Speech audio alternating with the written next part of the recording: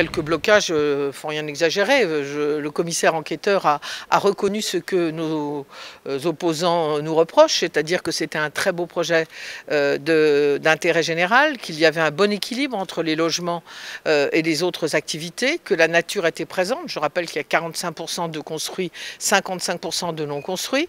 Voilà. Et il reste deux problèmes ponctuels sur une étude sur la qualité de l'air qui doit être complétée et sur des informations qui doivent être complétées sur la piscine auprès des habitants. On ne l'avait pas fait puisque rien n'était encore décidé et ça ne l'est pas encore. C'est le président de la MEL qui va tenir ce jury dans quelques jours. Les collectivités locales n'interviennent que pour la mise en état, si je puis dire, de ce bâtiment, particulièrement la ville de Lille, qui met 1 500 000 €. Vous savez que c'est un bâtiment qui est amianté, donc c'est vraiment le gros des travaux. Sachant que nous sommes dans une structure juridique BEA compliquée, mais qui veut dire que si jamais le projet s'arrêtait ou au bout de 25 ans, la ville redevient propriétaire de ce lieu. Voilà.